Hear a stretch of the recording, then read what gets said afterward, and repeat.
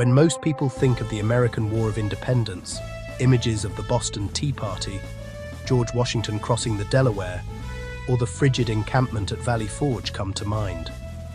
Yet, far from the North American mainland, in the sun-drenched Caribbean, another crucial front in this global conflict unfolded. On the island of Jamaica, Britain's richest colony and the linchpin of its Atlantic empire, the struggle for dominance was waged not through declarations of liberty, but through sugar, ships, and the labor of the enslaved. By the late 18th century, Jamaica's plantations generated more wealth for Britain than all 13 American colonies combined.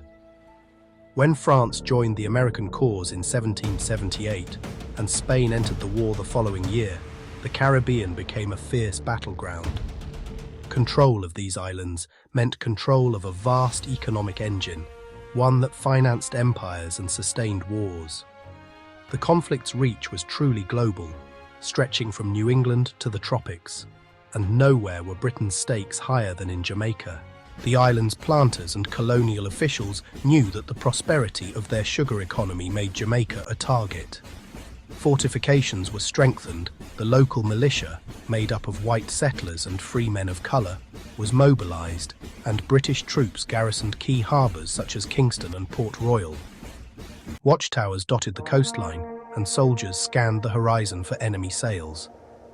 Twice during the war, in 1779 and 1782, Jamaica faced genuine threats of invasion as French and Spanish fleets manoeuvred through Caribbean waters. Among those defending the island were free men of colour who found in military service a rare path to recognition and limited privilege within the rigid social hierarchy of slavery and colonial rule. They drilled beside British regulars, guarded batteries, and patrolled the rugged coastline. Their presence reflected the uneasy racial dynamics of the era. Loyalty to Britain could, for some, offer a measure of advancement, even within a system built on racial inequality. But Jamaica's most vital contribution came from its harbours and shipyards. The island was the logistical heart of Britain's Caribbean war effort, serving as a base for the Royal Navy's West Indies Squadron. From Kingston's docks, ships set sail to protect trade routes, intercept enemy vessels, and maintain Britain's dominance over the Caribbean Sea. Jamaican sailors, both free and enslaved, worked aboard these ships and aboard privateers, state-sanctioned raiders who captured enemy cargo in dangerous, often deadly maritime skirmishes.